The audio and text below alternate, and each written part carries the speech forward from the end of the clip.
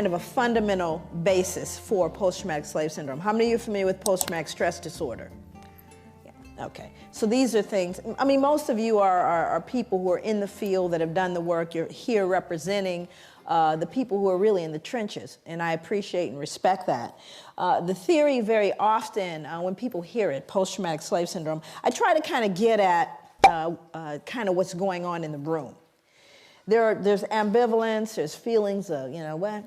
Come on now, what are we saying now about the slavery thing? It's over. You know, get over it. You know, we're done. We have that kind of feeling. And how possibly is she drawing a connection between something that happened so long ago in contemporary society?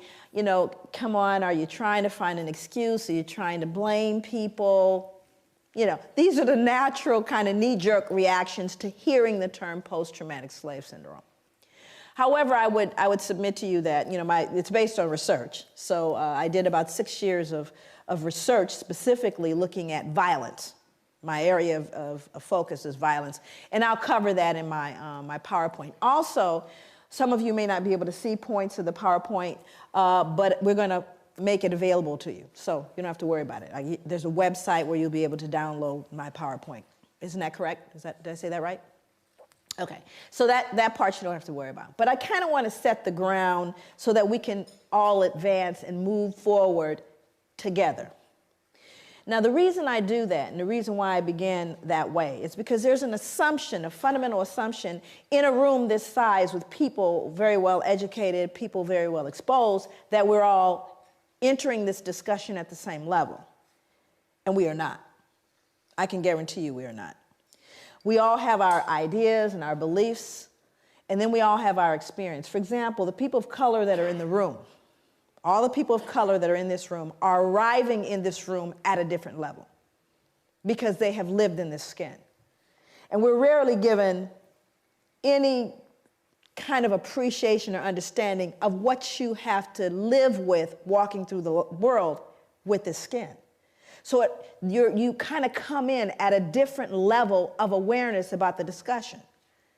And then you have folks that come into this discussion that are educated around it, that are clear about it, but can't really empathize their way through it. In other words, it's not a feeling thing, it's a cerebral thing. So some people stay intellectual because that's a level of comfort. Nothing wrong with that. But very different from the person who lives in the skin. It is personal and it is emotional. Okay, so all of that's going on in this room even before we get started. But as people committed, you know, it may get a bit uncomfortable. But that's okay, because it's been uncomfortable living in this skin. It's been uncomfortable. And we have to learn how to deal with that discomfort and stay in the room.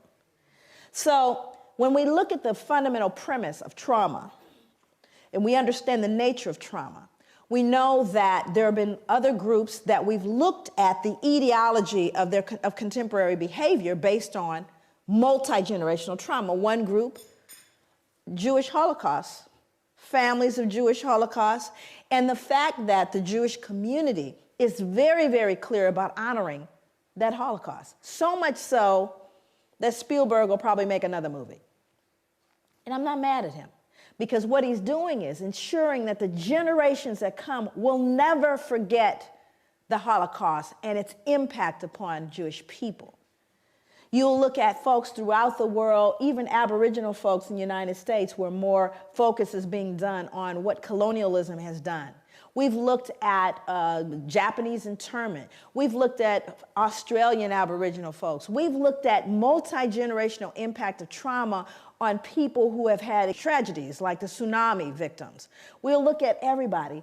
But when it comes to looking at Africans, there's a visceral response. Oh, come on, let's not. Why are you? And it's a curious thing as a social scientist to me that you get so much pushback when you talk about Africa. And we look at the legacy of slavery. You get so much pushback, but more importantly is why do you get the pushback? See, as a social scientist, I'm less concerned with the material, which I'm clear about. I'm more interested in why the behavior. Why is there such reticence at looking at this issue? And the answer is, when you peel back the layers of this, we peel back everybody's layers. Everyone gets naked in this room, and that's not always comfortable. It's also very comfortable to talk about the other's pathology. And the reason why I think that becomes important is so that when we begin to engage in this discussion, we don't find ourselves falling victim to the fear, guilt, all of that stuff that's not useful to anyone. It's not useful. This means we're going to peel the layers back. And while 246 years, as it were, in American history of American chattel slavery, starting with 1619 to the ratification of the 13th Amendment in the United States, we're looking at 246 years of American chattel slavery.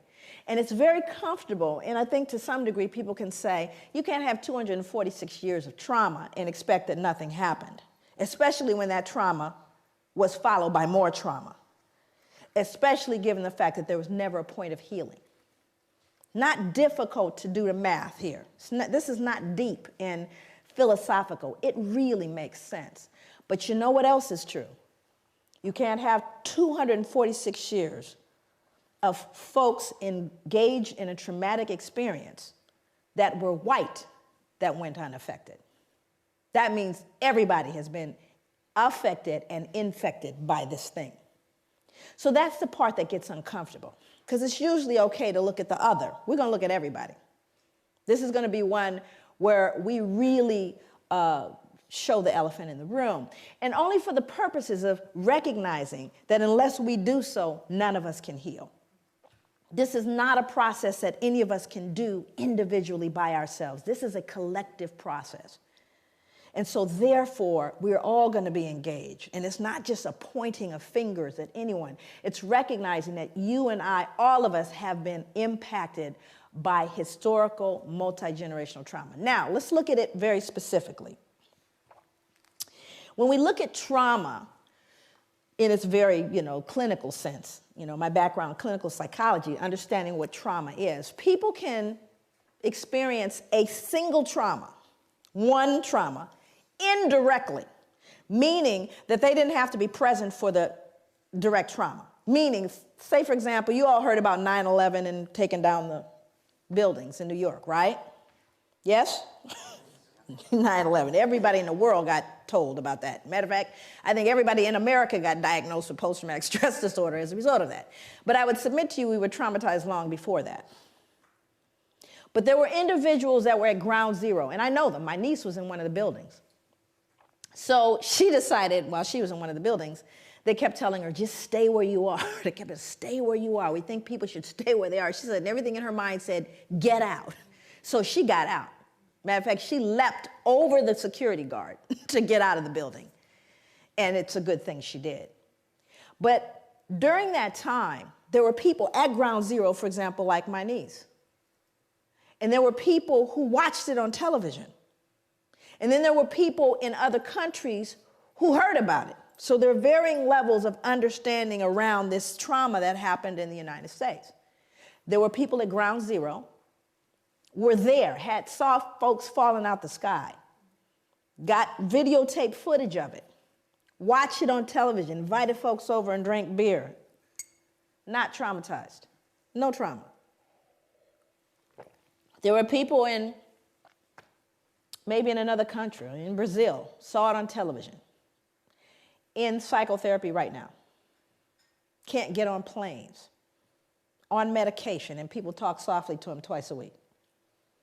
So the variance in terms of those who are traumatized by a traumatic event and those who are not, we're unique as individuals. Everybody's not traumatized by a traumatic event, whether it's direct or not. But when we start talking about chattel slavery, we're not talking about one trauma. We're not talking about a specific event. We're talking about generations of trauma with no intervention. Based on what I know about sugar plantations, tobacco, and the Caribbean, what I know about American chattel slavery and the plantations there, does anyone right now ever recall mental health assistance to slaves? Anybody remember sending in the therapist after I sold off your son, daughter, raped folks? At any point? Never. Second question. After slavery was officially over, now you're free. Anybody remember any therapy then? We know it's been rough, it's been deep for you, it's been difficult. We're going to do a little group therapy. Anybody remember that? That would be no. Number 3, after slavery officially ended, both in the States, in the Caribbean, the British ended, do you remember whether or not trauma continued? Did the trauma continue for people of African descent? I need to know. Okay, so now let's do the math. Hundreds of years of trauma, no treatment. Freed, more trauma, no treatment. What do you do the math? Do you think there may be residual impacts of that trauma? Of course there is. It didn't end, friends, and it hasn't ended yet. So I think on one point, African people and people of African descent are extremely resilient. Matter of fact, I think we're a miracle. Far be it for us to pathologize or to look and cast this idea of weak and sick people. Oh, on the contrary, I'm profoundly resilient because we've done everything we've done thus far with no help, with not even the ability to have this discussion. As though it were possible, we escaped injury in all those hundreds of years and the years that follow. So this kind of journey I'm going to take you on is going to be one that really gives a perspective on what this trauma was, what it looks like, and clinically, what is post-traumatic stress disorder? What does it look like? Now, let me give you a little snapshot. We'll get into it in more depth a little later. But post-traumatic stress disorder, if in fact you are diagnosed with that, again, remember, direct or indirect trauma, here are some of the symptoms. A feeling of foreshortened future. Now, what does that mean? A feeling, well, you're not going to live long. How many of you are running into young people that don't believe they're going to make it past their 20s? Feeling of foreshortened future. Exaggerated startle response. Outbursts of anger. Difficulty falling or staying asleep. Hypervigilance. Right? These are symptoms of post-traumatic stress disorder. This is like DSM stuff, Diagnostic Statistical Manual of Mental Disorders. It's in there. And there's a whole listing of all these symptoms. Now, I want to roll it back so you can understand what the transmission theory is, because I'm going to talk about transmission. So how does a person that's been traumatized by post-traumatic, literally has a diagnosis of post-traumatic stress disorder, and can we, if we are logical and we are reasonable people, assume that a fair number of Africans had to have had post-traumatic stress disorder? You think? I'm not talking about us, I'm talking about them. Untreated, though, right? Okay, so now let's do the math. Mom, who saw dad sold or sister raped, has post-traumatic stress disorder. Still mom, though, right? Only mom now has outbursts of anger, feeling of foreshortened future, difficulty falling or staying asleep, hypervigilance. That would be mom. Now, Johnny or Mary or Shaquisha did not have the original trauma. But what are they learning? This is called social learning theory. What am I normalizing? Exaggerated startle response, outbursts of anger. Are you following me?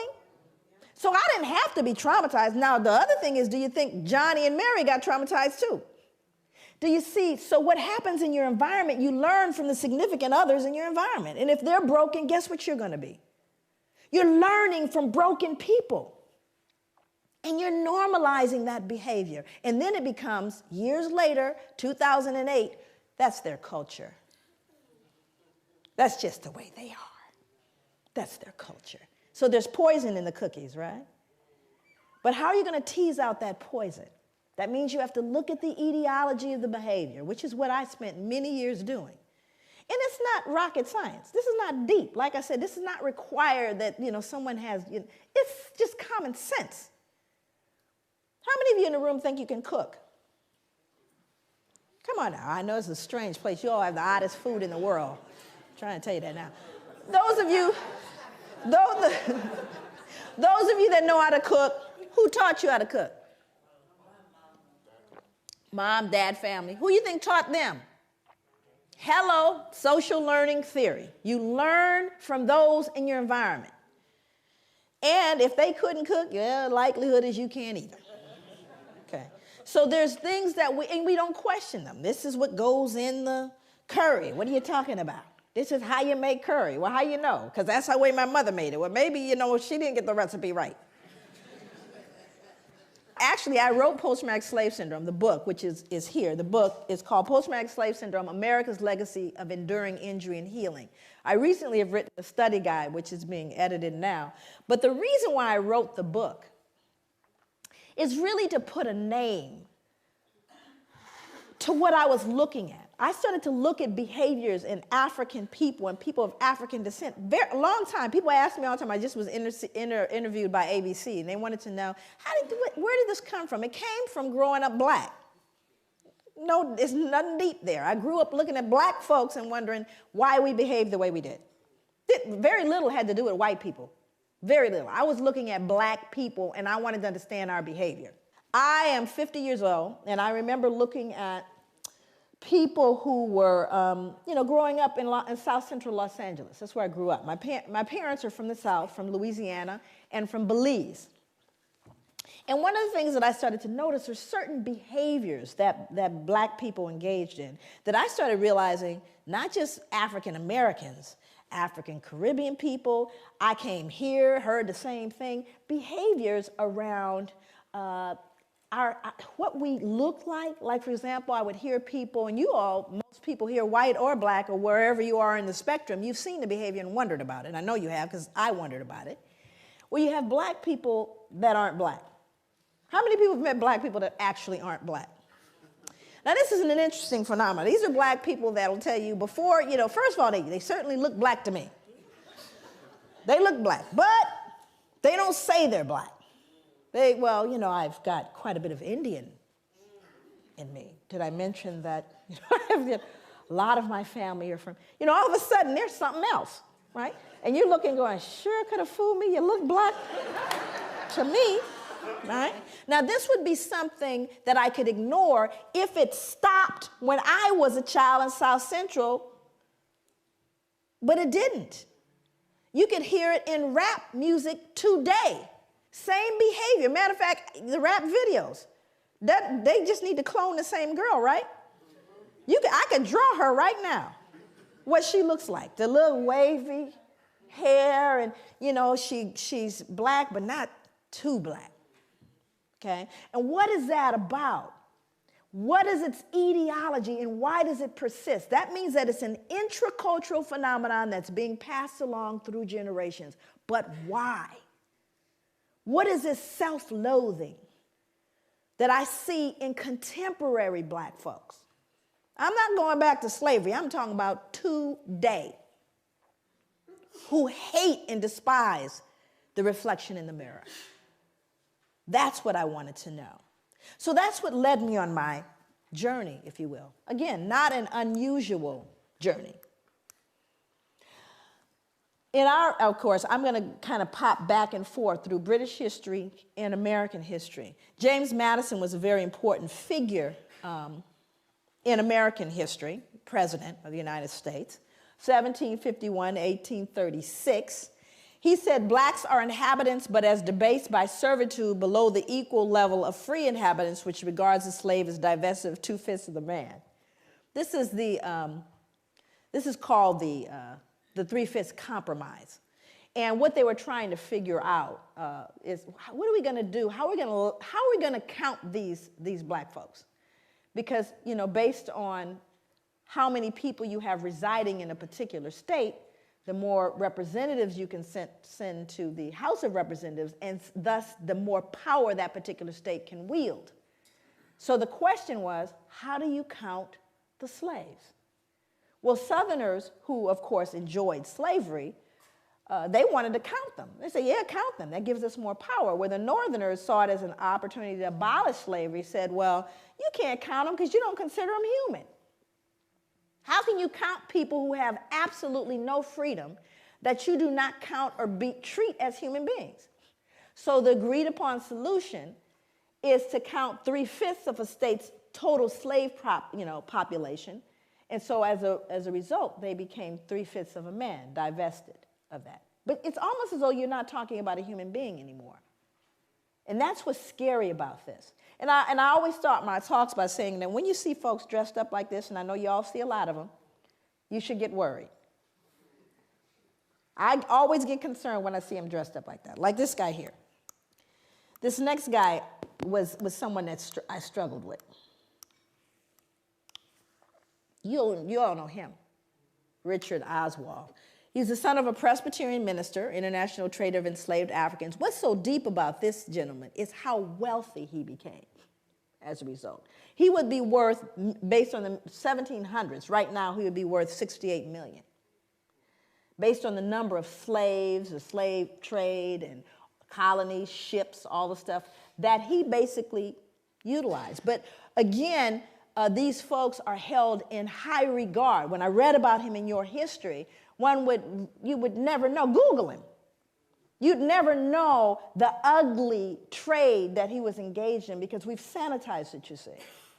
It all got kind of sanitized. But what's important is to understand the wealth amassed. And see, this is where people get afraid, particularly Europeans.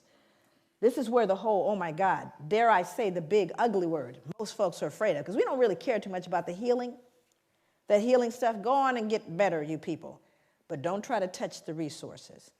That would be reparations. We don't want to have that conversation. We're okay if you all go heal, however you're going to do that. But let's not talk about the reparations story. But when you start looking at the wealth amassed, and then you got to look at the Church of England. It gets real ugly, because then you start realizing what is a foundation for the Church of England. Folks that blessed the slave ships. And then, of course, and this is interesting about John Newton, because we all know about, the first thing you hear, John Newton, what's the next thing you hear? Amazing Grace. John Newton, Amazing Grace. Well, let's figure out what happened before he got Amazing Grace. He said slaves are lesser creatures without Christian souls and thus are not destined for the next world. Now, what becomes important about this kind, and you'll see it both in American history as well, there is this kind of dehumanization of African people. Because you got to ask yourself this question: how do people who deem themselves superior, who see themselves as the civilizers, who recognize themselves as what we call manifest destiny, the white man's burden of civilizing all the rest of the races, how do you reconcile being the superior being and engaging in barbaric behavior? What that produces is something called cognitive dissonance. How many people are familiar with that? Cognitive dissonance is really thinking discord. It's when you begin to feel conflict between what you believe or understand or hold to be true, and you are then faced with behaviors, either in yourself or others, that conflict with your fundamental belief. It produces cognitive dissonance. Human beings don't function well with cognitive dissonance. You must remove the cognitive dissonance in order to function. So in order for people to perpetuate slavery and to perpetuate that whole system that lasts for centuries, you had to remove all dissonance associated with it. Can't be anything wrong with me. Certainly isn't us. We're the civilizers. We're the superior, so it must be them. Oh, yes. Well, you see, they don't even have souls. Now I can go to sleep because I'm not really dealing with a human being. Are you following me? Okay, let's see what else he said. He said, when the women and girls are taken on board a ship naked, trembling, terrified, they are often exposed to the wanton rudeness of white savages. The prey is divided upon the spot.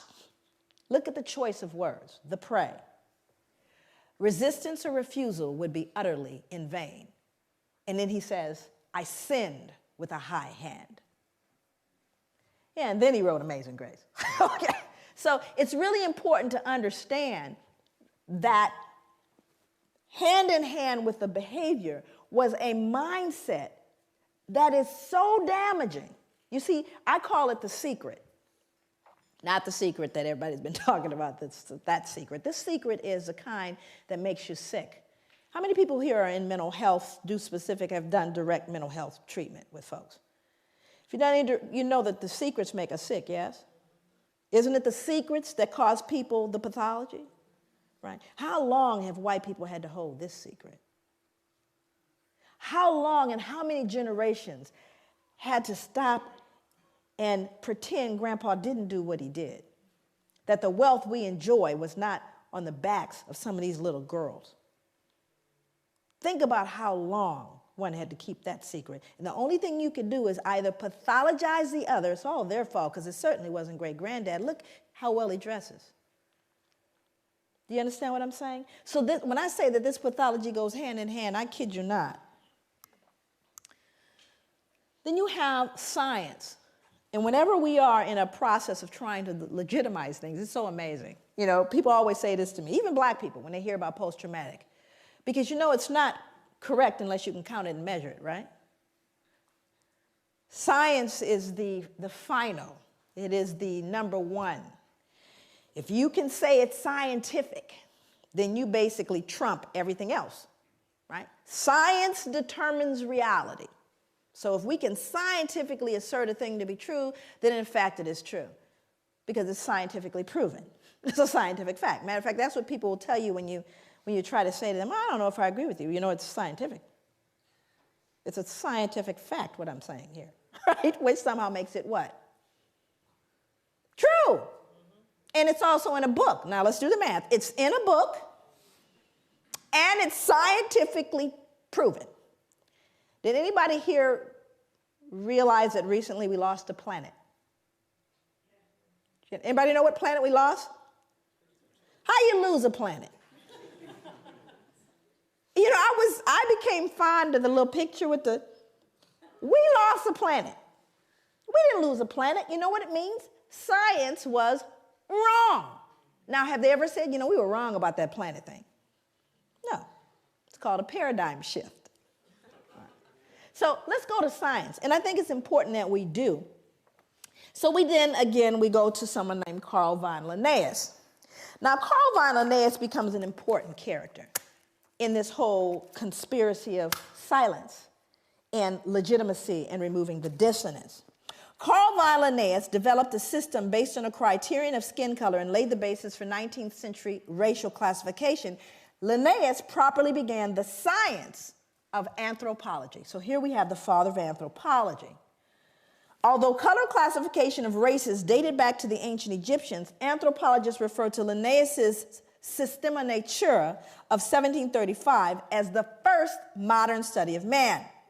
While Linnaeus advanced classification with his use of a color criterion, he also fixed on his 4 families of man certain moral and intellectual peculiarities that continued into the 19th century anthropological vocabulary. He described Homo Americanus. Who might that be? That would be Native Americans, American Indians. Homo Americanus. And what did he say about them? He said they were reddish, choleric, obstinate, contented, and regulated by custom. Homo Europaeus, as white, fickle, sanguine, blue-eyed, gentle, and governed by laws.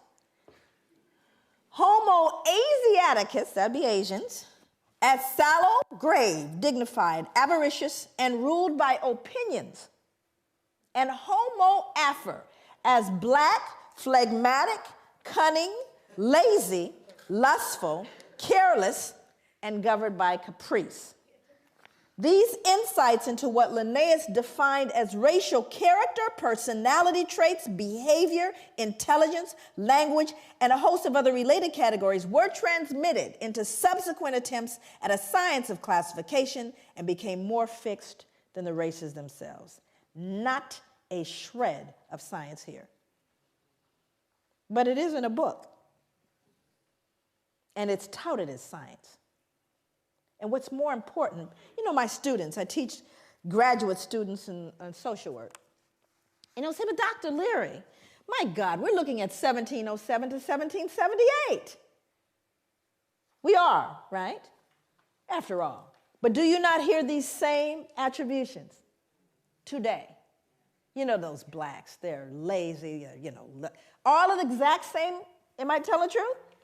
In your newspapers, in your accounts of them, do you not hear these very same things? So does it matter that it started in 1707 and 1778 and has no scientific merit? That's multi-generational, is it not? It's being passed along. Part of the swallowing into the social gullet. Those are the beliefs, you see. So it doesn't matter whether it's true or not. And thank you, Carl von Linnaeus. Again, he's removing the cognitive what? Don't they deserve to be treated the way we treat them? Have we not just justified what we've done? After all, I just told you this is who they are. We're not wrong. We're just trying to keep the domestic tranquility. Makes sense. I'm having a clicker thing. There we go. Johann Friedrich Blumenbach. Just look at him. He's not right. We could tell already.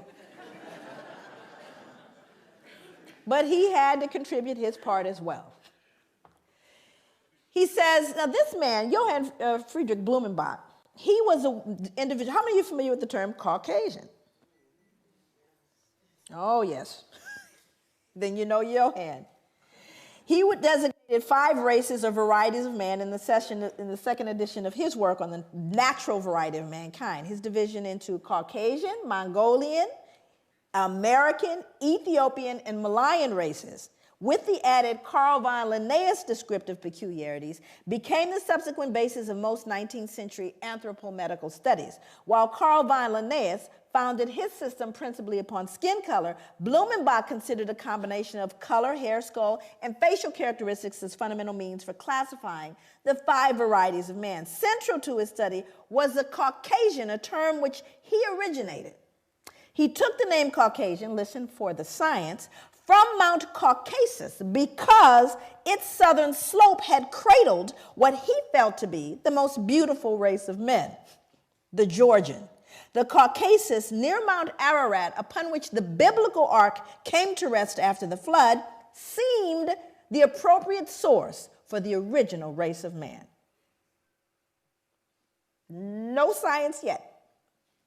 Now I'm going to quote him. These are his words. For in the first place, the stock displays, as we have seen, the most beautiful form of the skull, from which as a mean and primeval type the others diverge by most easy gradations on both sides to 2 ultimate extremes. That is, on the one side, the Mongolian, on the other, the Ethiopian. Besides, it is white in color.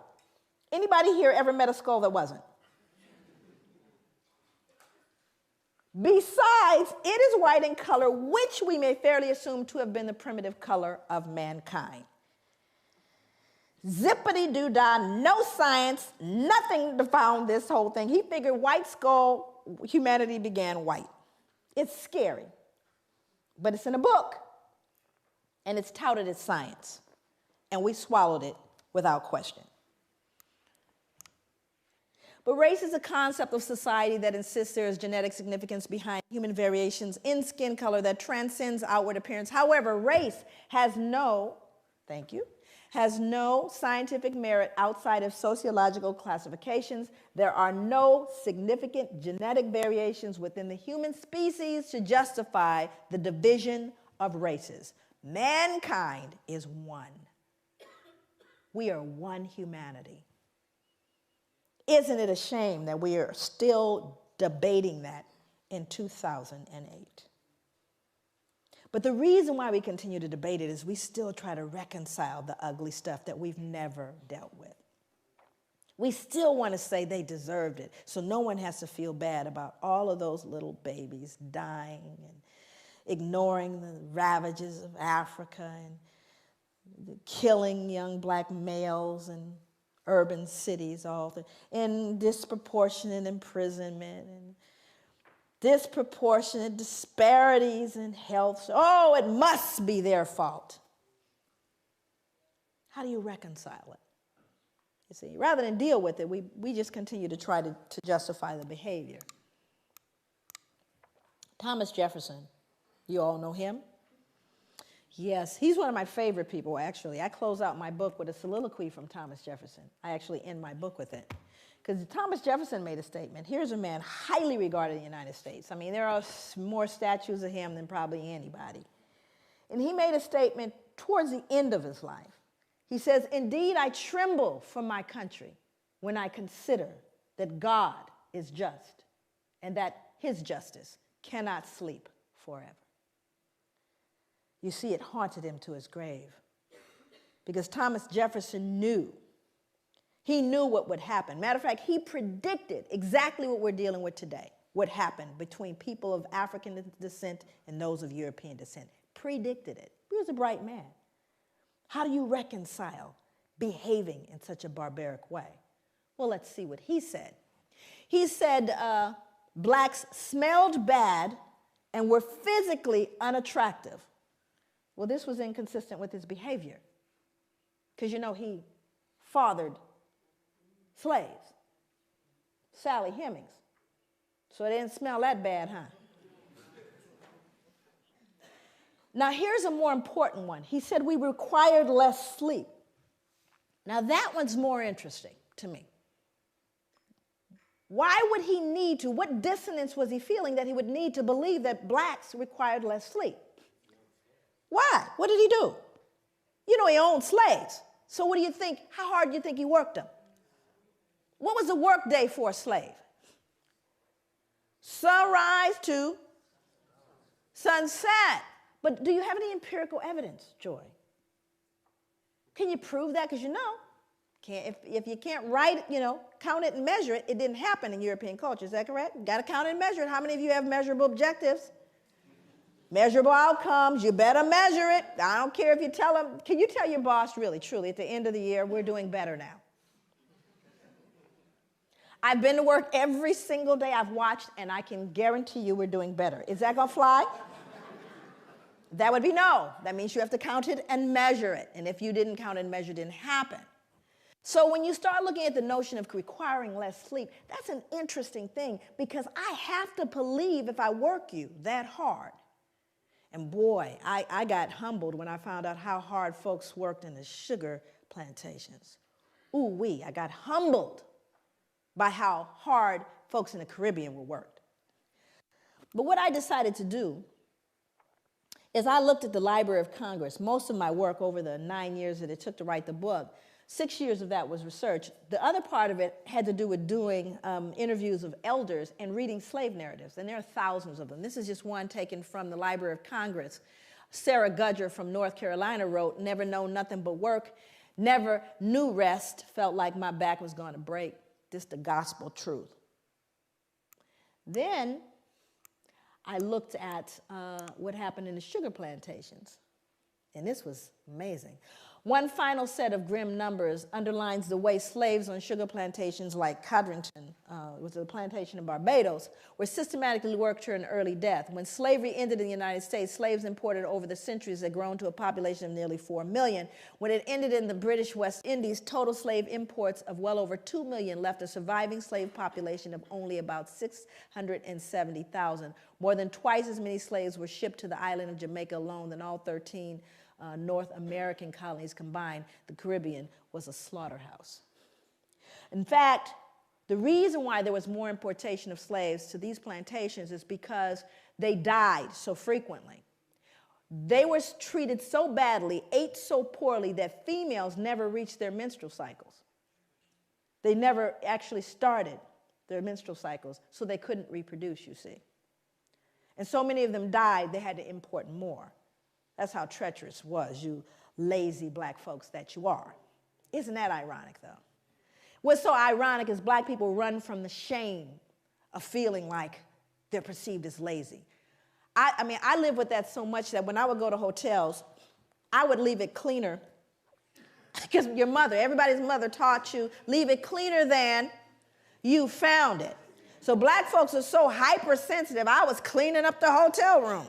Because I wouldn't want anyone to think I'm dirty, right? Now, other people in the audience that are of color, how much harder did your parents tell you you had to work to get to even? How much harder? You had to work twice as hard. Now, how come I knew that about you? How come I knew that? Think about it. And yet, at the same time, white people think we're lazy, you see? But we're so hypersensitive because of the shame, right? And then our ancestors were worked to death to death. Recently, they unearthed the slave cemetery. They unearthed actually a slave cemetery in New York City. It's on Wall Street, by the way, in the shadow of the bull. Unearthed the slave cemetery, and they still to this day, they're struggling. They recently, have done a lot in terms of commemoration. I went to it took me everything to get to it. They had it blocked off so you couldn't get to it, but because they didn't want to deal with it. You can't just bulldoze a cemetery. So here in all these skyscrapers in the middle of it is this little cemetery, and there are slaves in that cemetery. More important than that was what the bones told us, because now you got CSI. Hell, I can go in there and tell you what's going on now. So with the CSI thing, now they've discovered a little bit about the bones. And to me, the most phenomenal thing about the bones is what they told us about those people and how they live. Majority of the people in there were children, infants and children, high mortality, infant mortality rate. They even know what they died of. Died of malnutrition and starvation, because they could tell by the rotting of the teeth and the jawline. So even though they most likely grew food, they weren't allowed to eat it. And then they found something even more peculiar that speaks to this idea of why he believed we required less sleep. They would show a large frame man, and they would find an injury where the muscle actually detached itself from the bone as a result of exertion and not injury. Stay with me. It detaches itself from the bone as a result of exertion. That means you work so hard, the muscle detached itself from the bone. You don't see those kind of injuries in contemporary society because no one's going to work that hard. Unless, of course, you have a gun trained on you from sunrise to sunset. So we do have empirical evidence of how hard folks worked. Then he went on to say that we were dumb, cowardly, and incapable of feeling grief. Why would Thomas Jefferson need to believe that? Why would he need to believe we didn't feel grief? What was he doing, do you think, that produced cognitive dissonance? You were killing people. Not only were you killing people, beating them, you were selling them, yes? Selling mothers away from their children and husbands away from wives. And surely they don't feel it, because if they felt it, that would make them human like me. So I simply say, and you see, it's not even so much that he said it, but he was an important person. If Joe, nobody said it, but he said it. So what do you think the rest of the folks, uneducated laborers, believed? Well, they don't feel grief, After all, Thomas Jefferson says they don't. So he becomes a critical person in making those statements. But you see, it was all to relieve and to settle the conscience that he died with. But these become very important as you see how these things move forward. Then there was J. Marion Sims. I won't spend a lot of time with him. He's another figure. You can Google him. There's a statue, actually, of him in Central Park. And J. Marion Sims was an individual credited. He was a father of modern gynecology. How many women in here know what a vaginal speculum is? And for those men in the room that we lost, a vaginal speculum is a device designed to open up the vagina. It was considered one of the most important advancements in medicine that was made. He was credited as being the wealthiest wealthiest physician to have ever lived. And what's interesting about him, look at the medals pinned on him. I was just very curious about how it was they regarded this man, because no one ever really looked at how did he come up with that vaginal speculum. The way he did it was he actually worked on did experiments on unanesthetized slave women. He created a makeshift hospital in his backyard in the mid-1800s. He built the first vaginal speculum from a pewter spoon. And he reasoned that slave women were able to bear great pain, meaning we don't need any anesthesia, because their race made them more durable, and thus they were well suited for painful medical experimentation. We didn't even, because we didn't feel like other women could feel. This man would cut into women, cut into them, and just said, well, since they're black, they don't really feel it. Unbelievable. And more importantly is what he did to infants. Because not only did he experiment on women, he also experimented on infants. He said that black infants suffered from something he called trimus nascentium, which is now commonly referred to as neonatal tetanus. Neonatal tetanus originates in horse manure, which was a likely cause of the disease in slave infants. He attributed it to the indecency and intellectual flaws of slave infants, together with skull malformations at birth. That is a shoemaker's awl. And that's an 1800s shoemaker's awl. He would stick that into the heads of brand new infants in an effort to realign their skulls based on the indecency and intellectual flaws of their parents, to treat the malady. Of course, it was 100% death rate. But that's what he would stick in the head of a baby at birth. And so these are things that are so horrific that you can't possibly wrap your head around it. And this man is, just Google him. And you think to myself, I think to myself, if I were up here in front of you right now, and this is going to become very important as I move into the other slides. If I stomped a puppy to death out here, up here, just a little puppy, and stomped it right here to death in front of you, most of you would need therapy. And I would be arrested probably faster than killing a black man for killing a puppy. How could you do that? Do you realize how much dissonance you have to remove in order to stick that into the brain of a child? More importantly, the child can no longer be human. Are you understanding what I'm saying? The reason why he could do it is they weren't human. They didn't even feel pain. That's what this man believed. Now, you may look at that and go, those are horrific things from the past. There's a book out right now, not table reading. It's called Medical Apartheid. This is written by Harriet Washington, came out last year. This book chronicles the experimentation on black people up to contemporary day. See, we want to look at the Tuskegee experiments. We want to look at Sims and go, oh, that just still going on. Implicated, Harvard, Johns Hopkins, because we weren't what? Human. So that dehumanization is something that we really got to appreciate. Went on for a long time. Can you go back? Back one more. No white could ever rape a slave woman. The regulations of law as to the white race on the subject of sexual intercourse do not and cannot, for obvious reasons, apply to slaves. Their intercourse is promiscuous. We've now justified raping black women because they can't be raped. We aren't raping them. They're promiscuous by nature. So we can't do it. Forward, one more. The fact that white men could profit from raping their female slaves does not mean that their motive was economic. The rape of slave women by their masters was primarily a weapon of terror that reinforced whites' domination over their human property. Rape was an act of physical violence designed to stifle black women's will to resist and to remind them of their servile status. These become important instruments that you look at. And I want to give you some statistics as it relates to American history. By the mid-1800s, there was over 600,000 mixed-race children born. 600,000. How many of you know what miscegenation is?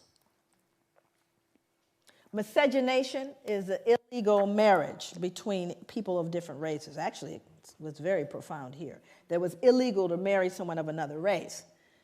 So when you consider the fact that one of the greatest issues and one of the number one reasons why black men were lynched, beaten, and imprisoned had to do with the fear that they were going to rape whom? White women. Now the numbers, we're talking about pure numbers alone. It was who being raped? Okay, it was black women being raped, but they can be raped. Let's advance forward.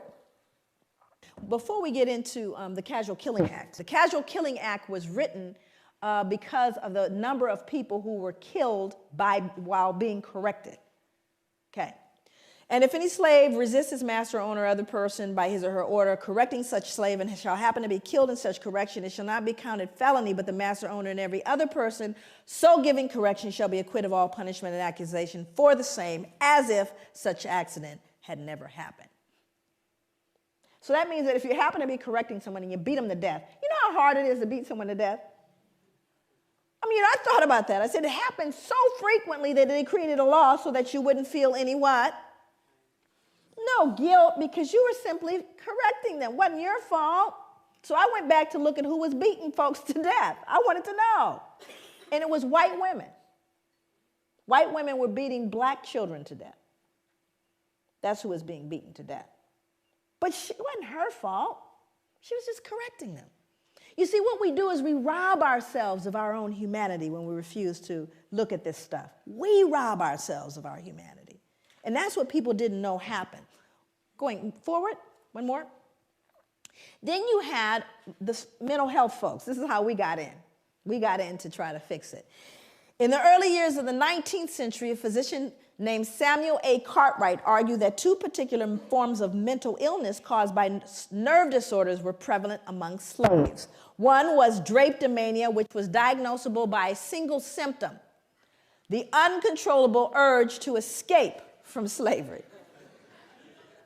So now what we've done is we've now pathologized your desire to be free. Must be something wrong with them. Keep trying to free themselves. And again, it would be funny if it weren't in journals. You see, all of this is to remove the cognitive dissonance. Now we have, look at all the people joining in. You got Linnaeus, you got anthropology, you got physicians. All of them saying, they deserve it. It's not us. We don't need to adjust anything. And if they just tried harder, how about you people just pull yourselves up from your bootstraps? What's the matter with you? The playing field has been leveled. Well, we're going to see if, in fact, it's been leveled. Or is that conjecture? Move forward. Now, I want you to look at this photo very closely, and I want you to see who's in it. More important than the man hanging, because you got to understand the lynchings that occurred in America happened after slavery, not during. Thousands of lynchings happened after slavery, because this is a reaction to white fear of what we would do once freed. But we didn't create a vigilante group to take out white people, but they did create a vigilante group to take us out now that we're free. See, that happened after slavery. They were called the what? The Ku Klux Klan. They don't wear hoods anymore, they wear suits. But they're alive and well all over the world, even here. So, look at who's in the picture. I want you to look at this little girl in particular. You can't see her closely, but she's actually grimacing, like smirking. Now, remember, let's go back to the puppy concept here. She would be loathed and torn up probably if this was a puppy, which means he's less than that, because she's not disturbed. This little girl is not disturbed by this, but she should be, shouldn't she? People always ask me, they go, Joy, what was the impact on white people? There it is, right there. Can't feel any empathy for him. None, zero, zip. There's a little one back here, even smaller. Because whatever she's been taught or told, socialized to believe, makes him no longer human. That's the greatest danger to white people, is that they can't feel it. And there's a reason why white people can't feel what we're talking about. My God, what would you then feel? It's tough. So I've got to believe, oh, it's all over now. It's not my fault. I don't benefit. It's not a big deal. Let's move on. It's not all of those things. But we don't say that to Jewish people. I dare you. But you have to understand, when you unearth this one, that's what we did to our children. Let's move forward. This is a similar photo to the one that is used in Denzel's movie. Now, and again, most important, this is a man that's being burned. Also, I won't read the depiction, but there are newspaper accounts of this. It's written in a book called 100 Years of Lynching by Ginsburg. No pictures, just newspapers that say not only did they burn him, they decapitated him, cut him into pieces, and used parts of his body as things to put on mantles. So people would say, get me a tongue, would you, or a liver, a little crisp, so I could put it on the mantle. Now, again, I want you to look at the folks. I want you to look at who's here. We're not talking about the toothless, big gut, hooded wonder, are we? We're looking at plain old, common, dressed up folks. They're squeezing, please, I want my picture taken. Are you following me? This is somebody's cousin, uncle, somebody. And the ability to do that, dehumanize this man and rob them of their humanity all at the same time. All at the same time. That is the most dangerous, treacherous thing that could happen. What did Hitler do? He dehumanized human beings, put babies in ovens. Anything that robs us of our humanity is a danger to everyone. And that is what's going on with people of African descent all over the world, because not only did it get done here, but who did we tell? The entire world we told these people don't deserve any value. Everyone wants to be American, not y'all. But when we go, I literally go to countries all over the world. America sets the standard, and thank God for what happened later. Let's move forward. So a lot of people start saying, well, y'all got free, right? Y'all are free, everything's fine. Because see, whenever you talk about post-traumatic slave syndrome, people get locked there. So there's a myth that after slavery ended, the playing field was leveled. Was it? Remember, all the lynchings occurred after slavery. That wasn't during, after slavery. So you had black sharecropping. Now, we didn't get a lot of black history in our schooling. I have 4 degrees, and 3 of them advanced degrees. Never did I get black history. I got about 2 pages of black history, and one of them, what page was a picture? And there was a picture of the little folks with the cabin. You probably saw the same picture. It's a little cabin, the little guy on the porch with the banjo, little children running, frolicking about, eating watermelon, right? Everybody happy? And we certainly need little Mary and little Johnny to believe that they were happy. The slaves were happy people. And they had a nice place to live. Because we couldn't have them feeling cognitive what? Not little Mary. She can't start questioning what Grandpa did. So I want you to see this, because those are leftover slave quarters. He's a sharecropper. So now let's go back and take a look at sharecropping. Now these are folks that were slaves, no longer slaves, decided I'm going back to be a sharecropper on the same plantation that I was enslaved. Why would you do that? Let's move forward. Here's why. Because when you did try to leave, and you go north, because you're free. I want you to go north now. I live in Oregon, right? That's where I live. Here we go. No free Negro or mulatto not residing in this state at the time of the adoption of this Constitution shall come reside or be within this state or hold any real estate or make any contracts or maintain any suit therein. And the Legislative Assembly shall provide by penal laws for the removal by public officers of all such Negroes and mulattoes, and for their effectual exclusion from the state, and for the punishment of persons who shall bring them into the state or employ or harbor them. This was repealed November 3rd, 1926. My father was alive. Section 6 said, if any free Negro or mulatto shall fail to quit the country as required by this act, if guilty upon trial, shall receive upon his or her back not less than 20, no more than 39. We'll beat you.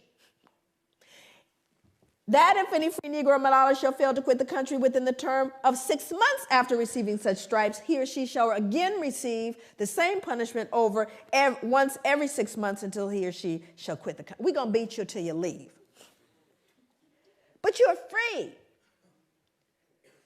The playing field is leveled. Pull yourself up from your bootstraps. Are you following me? So he went back to the plantation. Let's go back. He went back to the plantation to be a sharecropper because that's the only place he could live. But he can't read or write because it was illegal to educate a slave. So I'm illiterate. I go back and I say to the slave owner, past slave owner, okay, now I'm coming back to work for a fair wage because I'm free. And the slave owner says, sure, you can come back.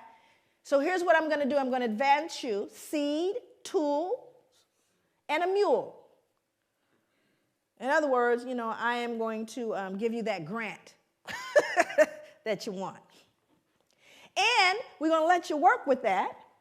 And at the end of the year, we'll settle up.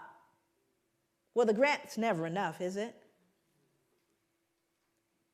And so at the end of the year, he's found owing. And what must he do to pay off that debt? He's got to work it off, yes? And his children have to work it off, yes? That's called debt servitude, or another form of slavery. But you all are free. What are you whining about? Let's move forward. Move forward. So, well, can we lease them? Now, everybody wants to know big issue. You have overrepresentation here. Guess how I know? Overrepresentation in the criminal justice system. It has its etiology. It was big business then. It's big business now. You're going to get free labor one way or another. New slavery is imprisonment. Well, let's see. Why was this? It was so successful. By the mid-1898, nearly 3/4 of Alabama's total state revenue came directly from this institution. Well, of course, I wanted to do research on what they did because they're free. But now we're arresting them at alarming rates. And for what? 12 years for vagrancy, loitering, startling a white woman, looking menacingly at a white woman. That's what they got 10, 12, 15 years for. And many of them, 25%, died under convict lease, more than during slavery, because there were no protections, because now we have another label to justify our behavior towards them. And what's their new label? Well, after all, they're convicts. They're criminals. Don't they deserve it? Do you see what I'm saying? So when did it end, is the question. Move forward. You all heard about Katrina, yes? Yeah. See, I was there. My family's from Louisiana. I went to the 9th Ward. Sometimes you can't pay attention to what the news says. It's important to actually go eyeball what's going on, which was very interesting, because it was one of the most horrific events I'd ever seen and probably will ever see in my life. Where black folks were just simply treated differently. Did you notice that? Here's the good news about Katrina. Everybody noticed it. So all the rest of the world where we learned, send us your poor, your huddled masses yearning to breathe free, your democracy, your equality. They said, what happened with that Katrina thing? All that stuff y'all talked about. Well, let me read this. This is from Associated Press, taken straight from the newspaper. In the front, actually, the top part here is actually a woman, but they think it's a man. Anyway, it says, a young man walks through chest-deep floodwater after looting a grocery store in New Orleans on Tuesday, August 30th, 2005. Same body of water down here, excuse me. 2 residents wade through chest-deep water after finding bread and soda from a local grocery store. Now, same event, same water. White people, black people. We've told you what you see now. That removes your what? Dissonance, because these people can't be perceived as looting. They're white people. White people don't loot. Now, the truth of the matter is, I don't care what any of them are doing. It doesn't matter, but I'm going to still the social conscience by letting you know, don't forget, this is a looter. Matter of fact, what you last heard was that they were looters and rapists. Did you not? So don't they deserve it? That wasn't back in, slavery though, was it? Now we're going to kind of move into operationalizing that to look at what is it, how do we begin to connect that behavior, that history to what we're dealing with and what you're dealing with right now and what we're seeing. And very often people say, well, is everything post-traumatic slave syndrome? Obviously, that would, trivialize all the work. We cannot lay squarely on the shoulders of post-traumatic all the problems that we see, nor can we place all the problems squarely on the shoulders of white people or any of the above. So hopefully we won't digress into anything that is that foolish in terms of a discussion. Because, that's another thing that happens in terms of trying to deal with the pushback around this. Then we move into extremes, and it tends to dilute the realities that are going on. So hopefully we're way beyond all that. Well, now she's saying everything is post-traumatic. No, I'm not. And most of my work, my background is really in the field, doing work in the community and grassroots. That's where my training was in terms of my clinical work. And just, the fact that I've always been, this work started on the ground. It didn't start here. Matter of fact, I got the attention of places like Oxford and Harvard and, the Ivy League and major institutions, even the FBI, but those were things that happened after I started doing the work on the grassroots level. And so for me, my commitment is to healing. So this is not an exercise in some kind of broad intellectual esoteric. It's really about how do we then take this information and help a person extricate themselves from behavior that they've learned and or been socialized to believe, black and white, and everyone in the middle that has been affected by this. What do we do? So this is kind of looking at the contemporary kind of reflection of the trauma, which is white supremacy and terrorism. That continues. We see that on a daily basis in the United States as well as here. This book is called Breaking Rank by Norm Stamper. Norm Stamper is a 34-year police veteran. He was the chief of police for the cities of San Diego and Seattle. This is a white man wrote this book called Breaking Rank, and he really did. So all I can tell you is he broke rank. I've been trying to meet Norm. Norm travels quite a bit, and he gets a considerable amount of death threats because of what he's done. But he talked about, and this is contemporary, and remember, that's what we're looking at. How does it reflect itself today?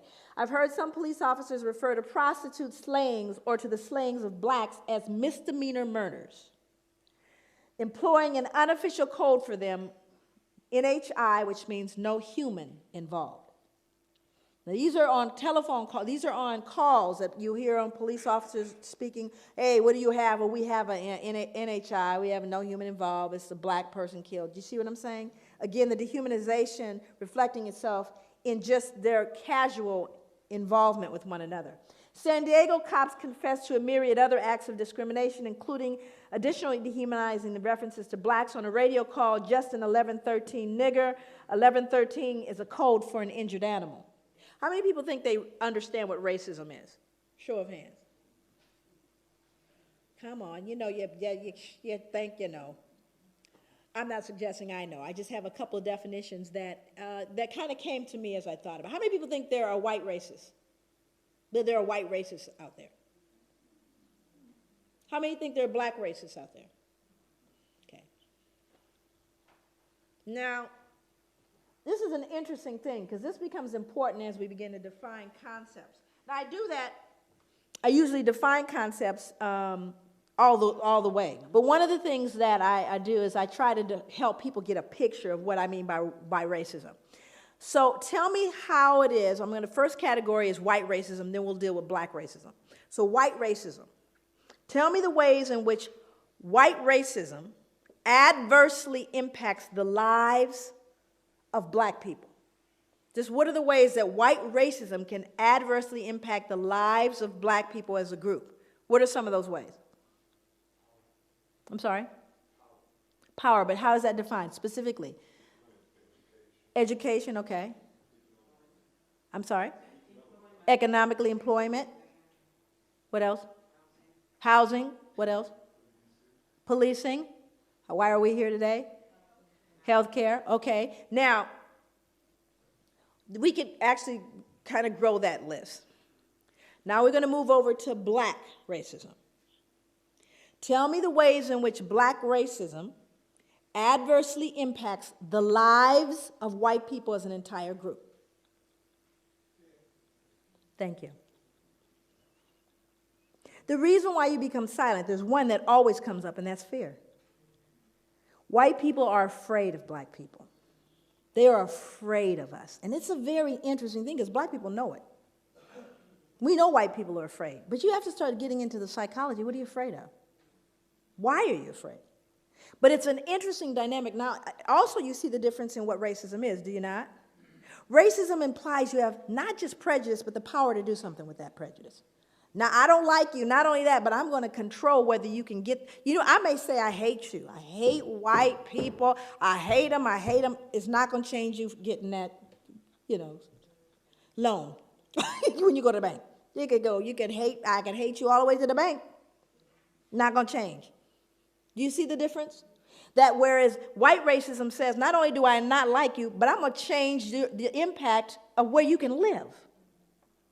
I'm going to determine with that racism where your powers are. You following me? And I'm talking about as a group, not an individual, because people said, I remember when my uncle didn't. I'm not talking about your uncle. I'm talking about the whole group. I'm not talking about an incident. That's a difference. But white people are afraid. So let's get into how this fear impacts criminal justice. Because if white people in this room are afraid of black people, guess who else is afraid of black people? Only they have guns. So now let's look at what he said.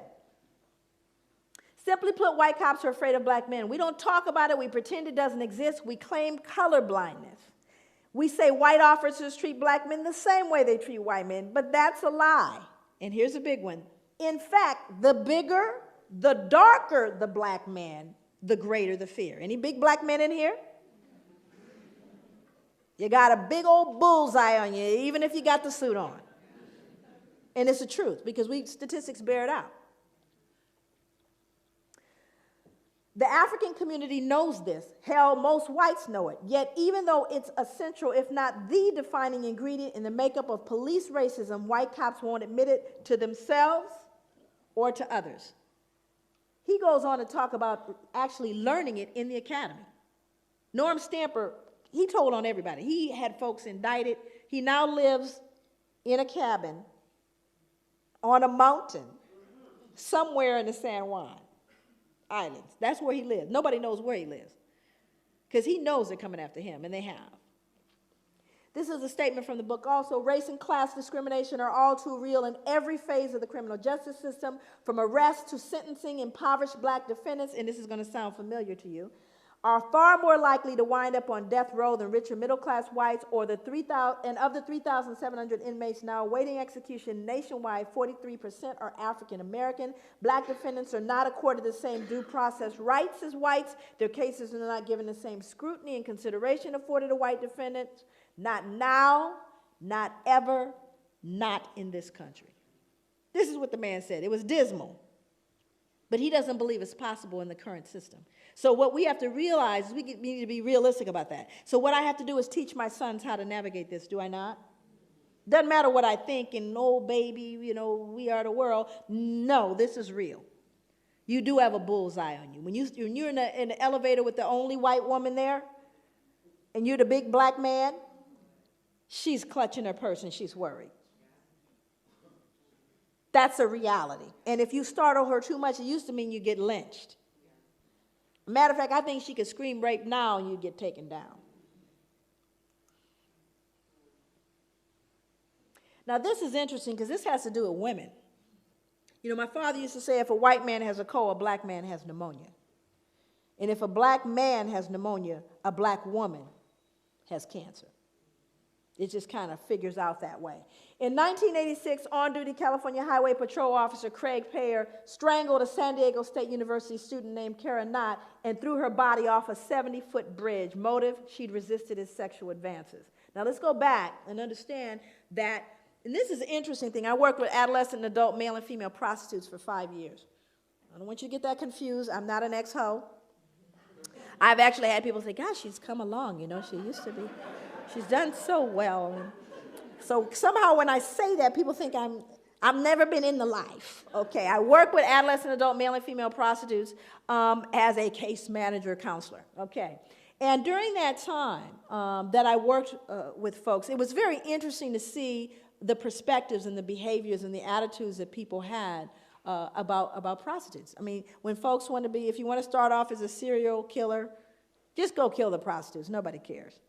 They don't even CSI don't investigate the prostitute slayings, right? But when we begin to see what's been happening with particularly women of color, you know, just historically, women of color have been fodder for white men.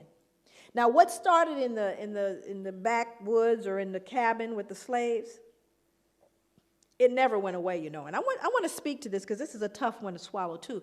But imagine they did a study back actually in the 80s, and they asked men across the board, cross races, if you could get away with sexually assaulting a woman, raping a woman, in other words, and there's no possible way that you'll get, you know, penalized for it. Do you ever get, how many of you would consider doing it? This is just regular Joe, go to work with the kids. 70%. 7-0. Said if I could do it, I would do it. Imagine being able to do that for a couple hundred years with impunity. Imagine, you don't have to worry about, you know, you talk about pedophilia and all that. Imagine being able to buy that. And then you could beat it to death, too, and get another one. I know it's tough to wrap your head around, but what happens to an appetite created like that? Where you could rape a black woman anytime you wanted to, and it wasn't considered rape because she was promiscuous. Hundreds of years. We're not talking about a few years. Hundreds of years. Protected by the law. No moral. You could go to church. It was all good. Where do you think that went after slavery ended? It didn't go away because guess who's the number one? You got folks who are pimping the women, and then you got the ones that are buying them. And who's buying them? Same middle-aged white males between 35 and 60, married with children. 5 years I work with them. These are the Johns. Still are the Johns. And still are getting hold of some of that black body. Are you following me? This is really important to know. It just mutated into something else. So now we have to figure out a way within the legal perspective to deal with these women who are out of control. My cautious guess is that 5% of America's cops are on the prowl for women. Women, you need to get concerned. 5% of any police department. In other words, there are folks who become police officers because they're predatory. That's why. Think about it. We know where pedophiles go, don't we? You go where there are children. Thank you. So we got to understand police officers, plenty of them are twisted. And I've worked for the last 20 years with police officers. Trust me. I'm always concerned about someone that deliberately wants a gun, aside from the short man.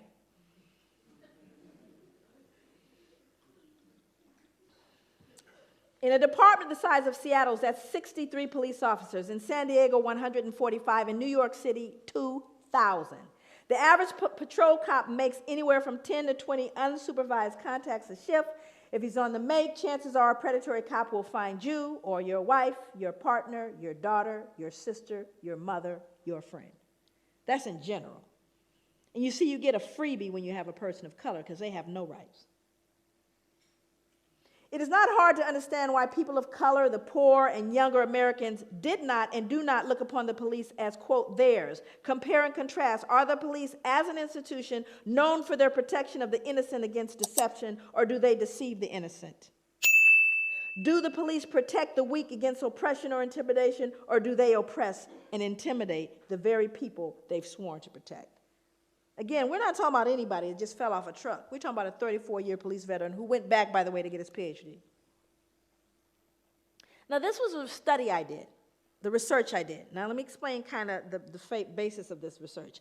200 African-American male youth, 100 of whom are incarcerated, right? 100 of whom are not, but are from the same neighborhood. That was my, the group that I was working with. So one of the things that I wanted to do over here on the right side, what you see is my dependent variable, what I'm trying to predict. And what I'm trying to predict is the use of violence. So what I discovered was the most significant predictor of African American adolescent violence, when I did the multiple, in other words, I put all the variables together to see out what was most significant. The baseline variables are witnessing and victimization. We already know they're going to fall out because they're baseline. We already know that. Was respect. The most important predictor, respect. Think about that. How do you get respect as African-American male, period, but a male youth 16 in your society? How does he get respect? Got to get it, though, because he's not going to roll up in a corner and bawl and die somewhere. He needs to get respect. And as black people, I say this all the time out in here, that we can ill afford to swallow whole what is called cultural. We can ill afford to swallow that because there's poison in the cookies. And the only way to get the poison out of the cookies is not someone from the outside looking in, but those who are living in this to be able to look at themselves and assess it with a level of dignity, a level of safety that perpetuates a sense of well-being and healing. Thank you so much.